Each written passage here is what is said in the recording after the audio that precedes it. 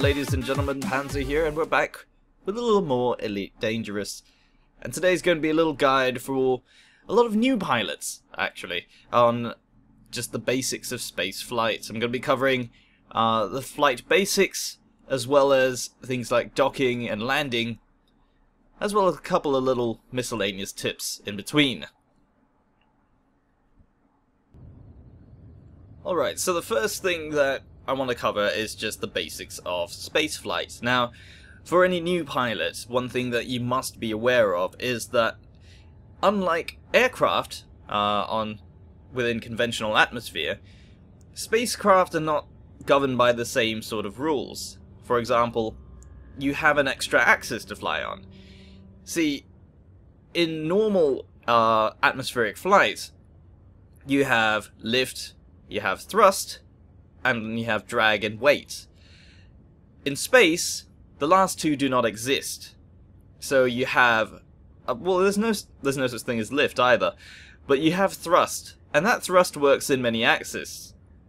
So right now we're going straight forward at the maximum speed the Cobra can handle, of course at the default power setting. And we have many different planes of motion. We have pitch, which is our up and down motion, and this is achieved by moving our mouse or joystick up and down. Or we also have roll, which is moving around on our forward axis, and that's achieved by moving the mouse left and right, or depending on your setting for keyboard, it might actually be on the keyboard itself with A and D. And lastly we have yaw, which is left and right. Now this should be familiar for anybody who has an understanding of how aircraft fly. However, in space, we also have one more plane of motion, and that is thrusting upwards and downwards. By hitting the R key on our keyboard, or whatever it is on your joystick, you can achieve upward motion. Now it's a bit difficult to see exactly what is happening here, but if I rotate and look at the station behind me,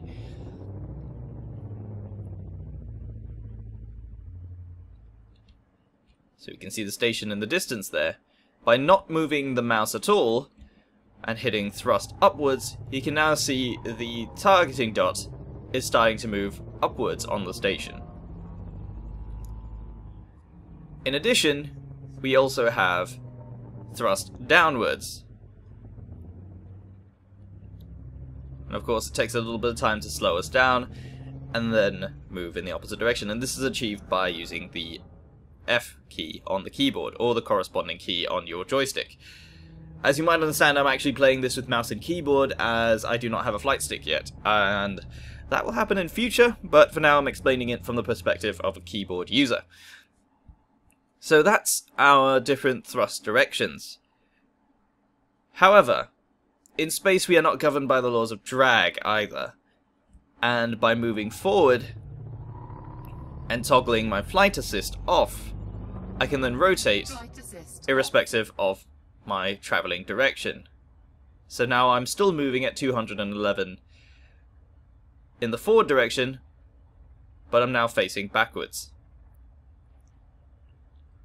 By releasing the flight assist, I'm now moving with 100% reverse throttle for the most part.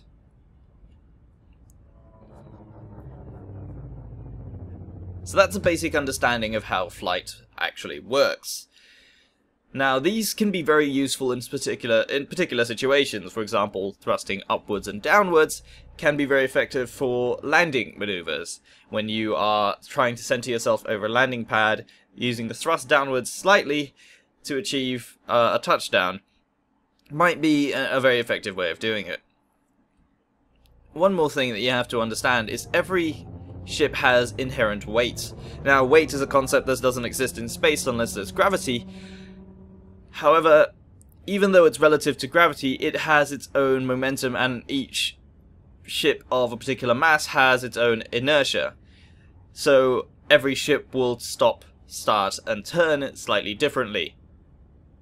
That's important to bear in mind when trying to stop, as hitting zero throttle for every ship will result in slightly different behavior. Of course, it will eventually bring you to a stop, but the time taken can vary. And this is also especially important when landing, when you don't want to overshoot the landing pad. In combat maneuvers, you may also want to be aware of how big the ship's turning radius is.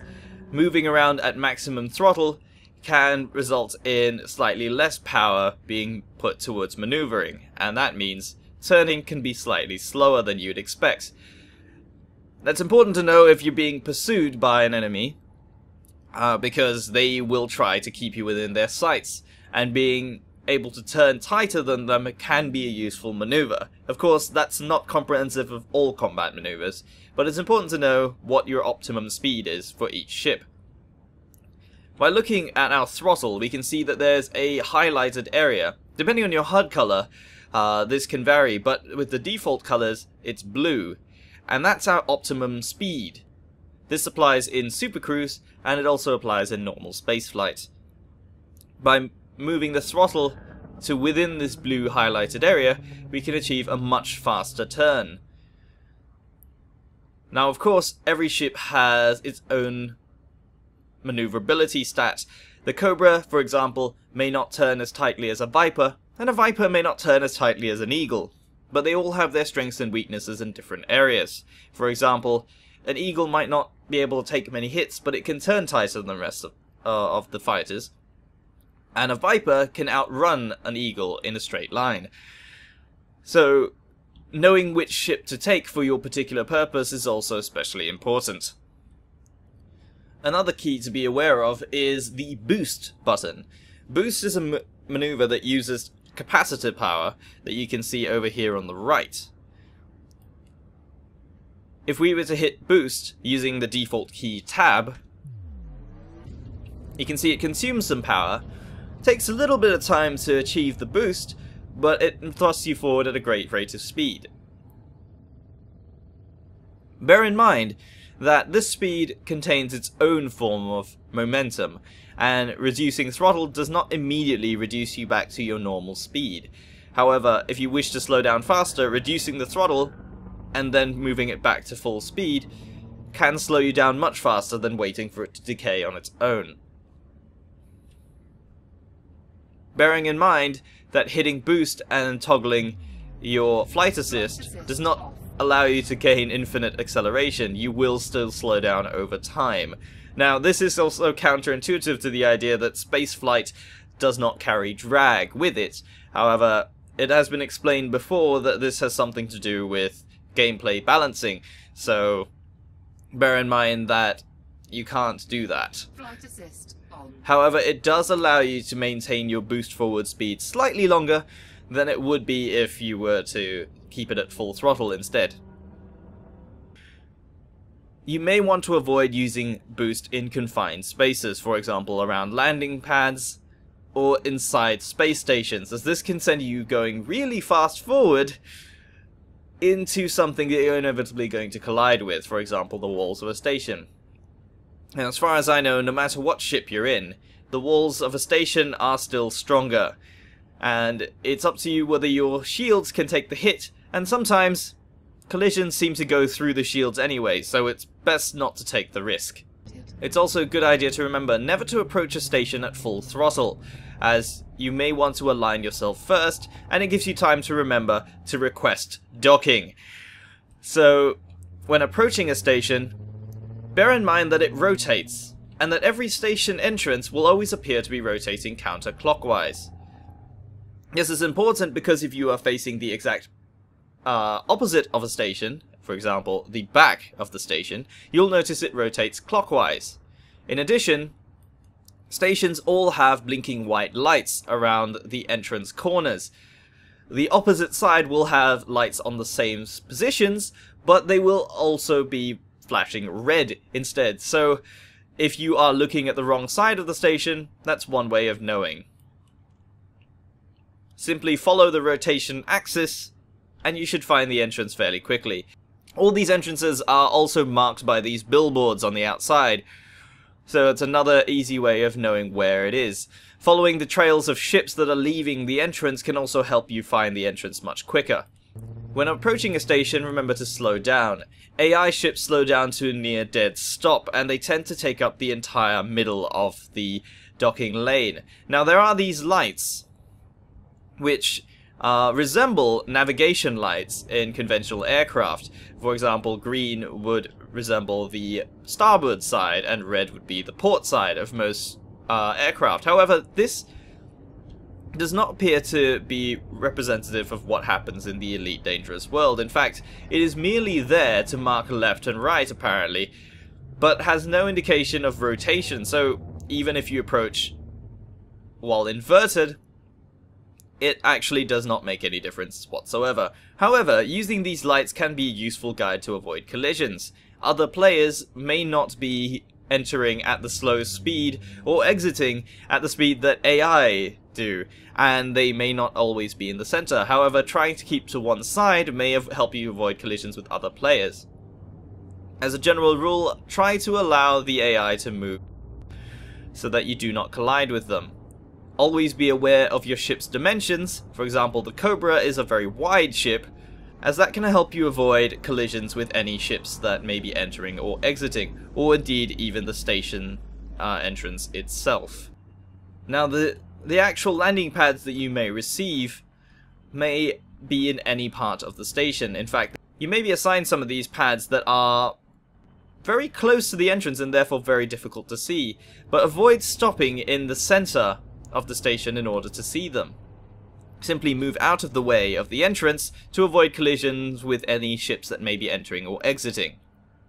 In this case, I've moved off to one side, and that may be sufficient to avoid collisions with the AI. However, players looking for their landing pads may still collide with me, so stopping in this position may be a little bit disadvantageous. As you can see here, we've been assigned landing pad 44, and this is further down the station, and of course the temptation would be to go into it at full speed.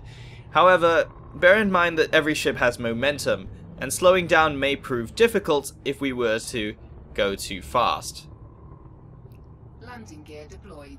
In this case, I slowed down sufficiently to allow me to approach at a much steadier speed and prevent me from overshooting the landing pad. Docking successful. Now in that case, the landing UI did not appear, and this can sometimes happen. It is, I suppose, a known bug with Elite Dangerous that sometimes the landing assistance UI that you may be familiar with doesn't appear when you are docking sometimes. However, if you are aware of which landing pad to go to, simply try to make contact with the landing pad center and it will still accept you. If after a few tries it doesn't, make sure to exit the station, request docking again and come back in, as cancelling your docking request while still inside the station can trigger a trespassing warning. For orbital platforms and outposts, this isn't too much of an issue, as just leaving the landing pad may allow you to request docking again. But in the case of stations, don't take the same sort of chances. Now, one last thing before I go. Any newcomers that will be looking to upgrade ships, you can do so by going to the shipyard at any base.